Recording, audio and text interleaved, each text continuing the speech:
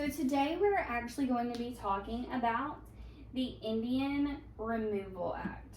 So far in social studies this week, we have been talking about the Europeans, what was going on in Europe at the time, and what was making them decide to journey across the ocean and making it to North America and discovering Indians.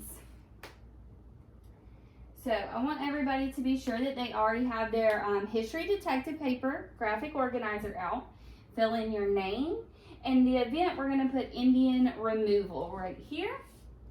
And I want you to go ahead and take some time to think about 3 questions that you have about the Indian removal, and go ahead and write those in. Just take a minute to fill that out. Okay. Now we're going to go ahead and watch a short video on Hernando de Soto.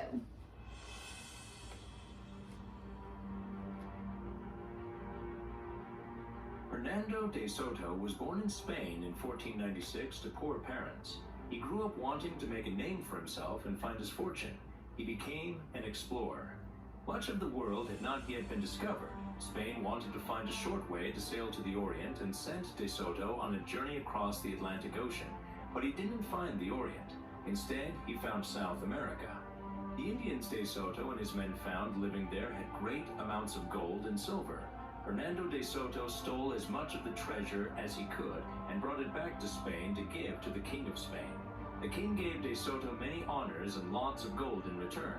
Hernando thought that if South America had lots of gold, North America must too. In 1539, he was sent on another expedition and landed in what is now Florida.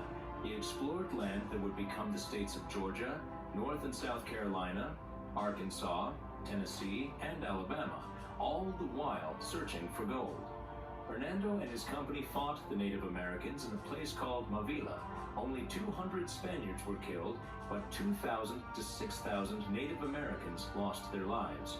On his expedition, he found what the Native Americans called the Valley of the Vapors, which the Indians believed had healing powers. Hernando claimed the valley for Spain. It later became known as Hot Springs, Arkansas. Hernando and his company were the first Europeans to see the Mississippi River. Hernando de Soto became sick with a fever and died during his expedition. He saw and experienced many things, but he never found the gold he was looking for in North America.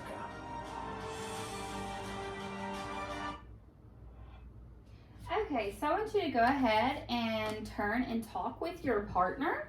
Remember, when you're doing your turn and talks, to look at your partner. Listen to their words. And when it's your turn to speak so only your partner can hear you. Turn back to the front when you're done and wait quietly. Okay, let's everybody pull it back together. And would anybody like to share anything that you learned from our video or something that you discussed with your partner about it? Yes, go ahead. That's a great answer. I like that. Anything else anybody would like to share?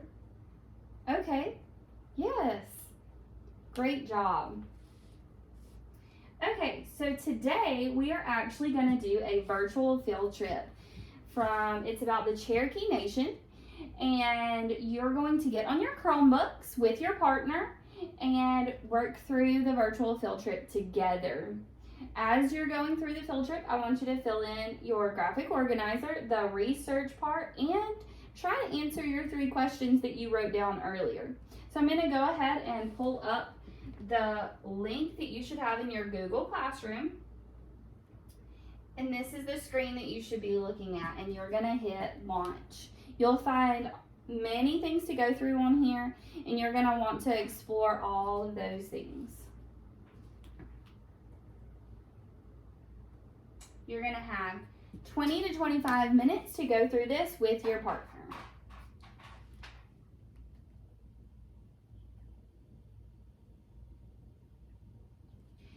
Okay, so let's go ahead and finish our virtual field trip, and let's talk about what we have learned. So would anybody like to tell me something that they filled in their research portion? Yes, I agree. Great answers. Okay, would anybody like to tell us why you think that this is important? Great job. Now, let's go ahead and move to our quiz game. So this is a quiz game on the Cherokee Nation virtual field trip. So this is how it's going to work. I'm going to put a question up on the board, and if you think the answer is true, you're going to stand on that side of the classroom. And if you think the answer is false, you're going to stand on this side of the classroom. So let's go ahead and try it out with the first question. Congress passed the Indian Removal Act in 1830. If you think the answer is true, go to that side of the room. False, go to this side of the room. Wow, it looks like everybody thinks the answer is true. Let's see if you're right. Great job. Everybody got that one right, 100%. So that's the end of our lesson today. And as we're moving on in social studies, we're going to be looking at what happened after the Trail of Tears to the Indians and to the European settlers.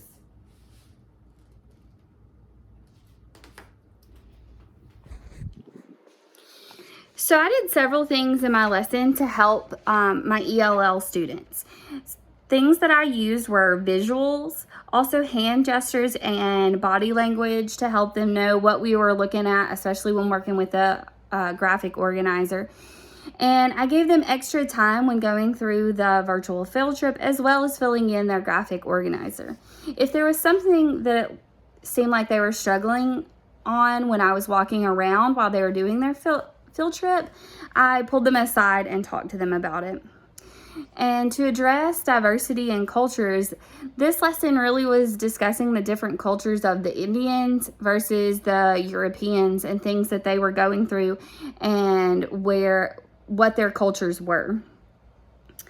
So to differentiate my learning, I did several things. Again, I used many visuals and turn and talks and also group discussions for those learners who learn through talking or listening, or for students who learn better through movement. We also played the quiz game at the end so that they could learn some as they were playing that and move around as well. To integrate literature, I used the virtual field trip that had several articles that they could read and learn in it. Also, to integrate in science, we talked about the Trail of Tears and the locations and what the weather would have been and how the terrain would be through that. We also created a map in art that would tie in art so the students could create their own map. For math, during our game, we added in percentages, how much of the class was answering the question correctly versus who was not. And then in literature, we used reading and writing, and we tied in PE with movement.